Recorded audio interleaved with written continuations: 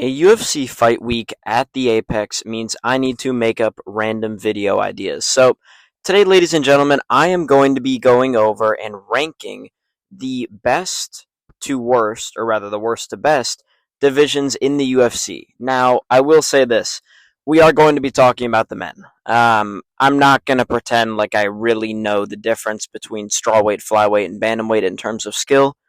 I know generally that I feel like Bantamweight's got a couple baddies in there, but otherwise, I don't know. So I'm not going to waste my time even trying to sell you guys on the fact that I know anything about women's MMA. So we're going to skip right ahead to how I'm going to be making these rankings. So let's look at the criteria. In order to rank each division, we have to think to ourselves, what would Lucas Tracy not say? This should be a common train of thought for everything you do in life, and that's mean actually. I mean everything you predict, not everything in life. Sorry, Lucas. Successful YouTuber. I don't know why I'm saying that. But in terms of his predictions and the way this guy's ranking stuff, we're gonna be fading everything that Lucas Tracy does. So we're not doing what Lucas Tracy says. Then actually, we're looking at okay. 1 through 5 is pretty good, but how fast do we get a drop-off in the rankings? And then we're also going to be looking at how many bad fighters are ranked. I've shown you 2 on the screen that I'm going to be screaming about probably by the end of this video. So what I'm not ranking them off of is like division history in terms of like, oh, lightweight used to be good. How can you say it's bad? Or that's not a good example. I still say lightweight's good, but you get what I mean. And then we're not also talking about prospects. Like I get that we have guys like Joel Alvarez at welterweight now. He was a lightweight, who would be a great prospect to add, but I'm not going to factor that in. I'm looking strictly at the top 15 to rank the division. So this is not going to shock a single person on the planet. Coming in last place, we have the heavyweight division.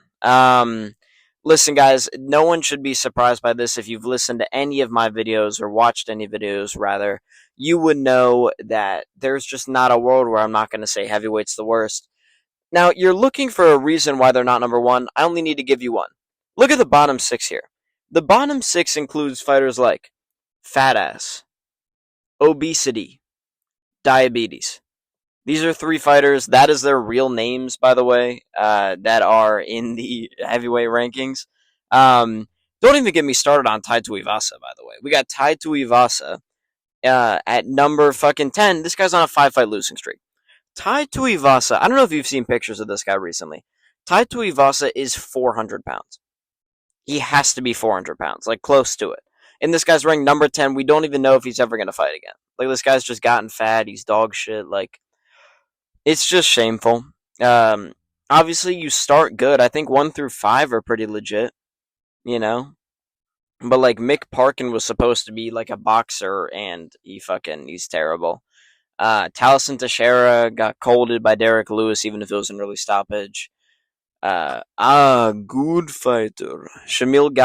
Listen, man, people forget, man, Shamil Gaziev literally quit a fight versus Jairzinho Rozenstruik due to cardiac arrest. That is true. Shamil Gaziev, I love Shamil Gaziev, we all love Shamil Gaziev, but this guy genuinely quit after the 4th round because he was dying in the octagon of cardiac arrest and of obesity. That is true. He was too fat to continue. That's literally what it says on ESPN, that he was too fat to continue.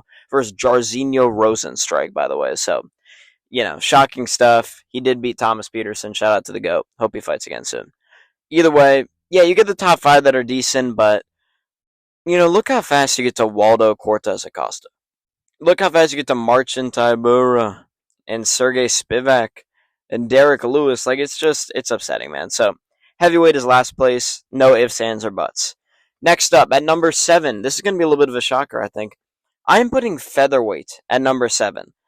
Now, you look at me and you go, okay, but what about Gene Silva? What about Diego Lopez? He's still a dog. Movsar. Dog, like, you're just nitpicking 3 people. We're talking about Brian Ortega is top 4 in this division. This guy fights once every 2 years. Yair is probably going to get a title shot. Yair's dog shit now. He always has kind of been sneaky dog shit, but, I'll probably get hate for that, but whatever. Patricio Pitbull's ranked.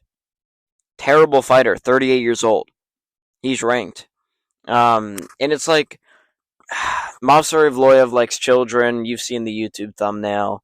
Um, Laurent Murphy, bruv. Yeah, I'm Leon Edwards, but a fucking featherweight, bruv. Yeah, I'm technical technician, bruv. You got Aljo, who I don't know what Aljo's up to. Josh Emmett looks like he might get a swastika tattooed on him. Yusuf Zalal ran away from Calvin Cater in their last fight. And then we're talking about like David Onama at number 13. Like it's a shame. And featherweight is not as good as it used to be. It's a little disappointing now that Illy is gone, but it is what it is. Either way, number 6, we're gonna go flyweight. Good on them for not being last in terms of the rankings. I actually rate a bunch of the guys here.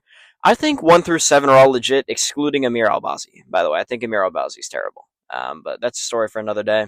I can't believe Joshua Van's the number 1 contender. That's so amazing to just witness on my screen right now. But the reason they're not number 1, man, Kaya Sakura, right? Let's talk about Kaya Sakura for a second. This guy, man, he is ranked at flyweight. It's not like Rizvan Kuniev, where it was a split decision. A lot of people thought he won. Okay, rank him at 15 because of it. No, Kaya Sakura was a champion in Ryzen. Congratulations, dog. Either way, he's 0-1 in the UFC, and that one loss in a title fight was a second-round submission. It's not like a war where like it's Steve Ercek and Pantoja toe-to-toe for 5 straight rounds. That was razor thin, but Pantoja barely got it. No, dude. He landed a flying knee to the chest of Pantoja and got dominated and outgrappled, and then got submitted in the second round. You do not deserve to be ranked in a division because of that. But, shameful. Tim Elliott. Tim Elliott's been number 11 for 10 years, legitimately, since he challenged DJ for the belt. So, yeah. Other than that, I mean, Alex Perez being at 8 is interesting. I think Asu Amabayev's dog shit. But the top guys are all good. I think Van's legitimate. Brandon Moreno and Roy Valor are great fighters. KKF underrated skill set wise. Tatsuro Taira's a dog. Manel Kopp's a dog. Obviously excluding Amir Albazi. This guy's terrible. But it's not as bad as the other 2 in my opinion. So we'll put flyweight at 6. Number 5, middleweight. This might also come as a surprise to some people, but maybe not when you look at it. The main reason they're not number 1, Abus Magomedov. Look at this guy, man. He is a disgrace to the sport of MMA. He sucks. He's terrible. He's awful. And this guy's 14th. Roman Kopylov just lost. Marvin Vettori is ranked, and he had literally... Marvin Vettori, MMA Guru said this, it's true. Marvin Vettori throws a 1-2 and stares at you menacingly for an entire fight, and he challenged for a belt. Brendan Allen got knocked out by Chris Curtis and Sean Strickland and is winning fights in this division. Roman Dolidze is dog shit at fighting. No sexual assault allegations, no injuries, no scandals, just straight ass. That's Roman Dolidze. I have no clue how he's number 9. He keeps fluking victories. Disgrace this guy is. I hope that Fluffy murks this guy, but is what it is. If you got Whitaker at 7, I think you're a pretty legit division. The only issue is, I'm sorry, man. I have to say it. I know a lot of people really like RDR. RDR being 5th in a division is shameful. It really is. Watch the way this guy eats punches. Watch the way he moves. At least Dricus has, big knockout power. I don't even really know what RDR does. So, him being number 5 is unfortunate. I think we got to get Strickland smooth up out of there. But... it's number 5. It's kind of middle of the pack. Shout out to middleweight. Shout out to y'all. Joe Pyfer's taking that division over. Either way, number 4, light heavyweight. The only reason they are not number 1, well, there's a couple more, but they're a pretty stacked division nowadays. Alonzo Menafield is ranked. Alonzo Menafield. Let that sink in. Let that sink in for a second. Alonzo Menafield, who bum rushed Carlos Ulberg and got knocked down 20 seconds. Alonzo Menafield, who got murked by Azamat Mirzakhanov. Alonzo Menafield, who got dropped and wobbled by Julius Walker, a guy debuting on a week's notice, who was a random can.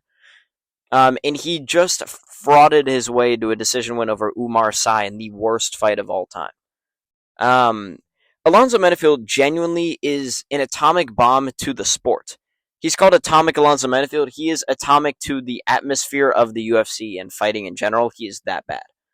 We have evil Chinese guy at 14. I think he's pretty cool. but he just kind of knocks people out. We have Luke Belmar at number 13. Shout out to Johnny Walker. He was apparently he was getting sipped in the war room. I don't know much more about that, but it is what it is. Krylov, Krylov's still the boy. Even though he took a fight way too fast on a turnaround, I still love Krylov. Mirzakhanov's a 36-year-old prospect, but he's really fun to watch. Guskov's really fun to watch. I really like Ozdemir. I hope that he fights again soon. Dominic Reyes is going to get a title shot soon after he beats Olberg in September. I do not know how Rakic is still in the top 10. I feel like he's lost every single fight since he's been in the UFC. Jan Blachowicz is 50. Shout out Khalil. Khalil's a boy. I might add him actually to the main screen, but be a real MMA hipster doing that. Maybe I'll add Corey Sandhagen too. This division is really good, man. I think that top kind of 8 is legit, and you've got prospects. It's just Alonzo Menefield that kind of brings you down. That's the truth, man. If you got Alonzo Menefield in your rankings, I cannot put you number 1 or number 2, or frankly number 3. So, is what it is. I will say number 3 is close to number 2 and 1, but it's just slightly worse, and I'll tell you why. I've got Bantamweight at number 3. I think a lot of people used to call Bantamweight this like murderer's row type of thing, but when you're talking about murderers, right? Who has Corey Sandhagen done that to? Who has Marlon Vera seriously done that to other than Rob Font? And then we're talking 40-year-old Dominic Cruz past that. It's not like a murderer's row. I think the top 6 are all really good fighters. The issue is the prospects to me that are ranked, not outside of the rankings. I don't care about that for the sake of the video. Ayman Zahabi is 75 years old.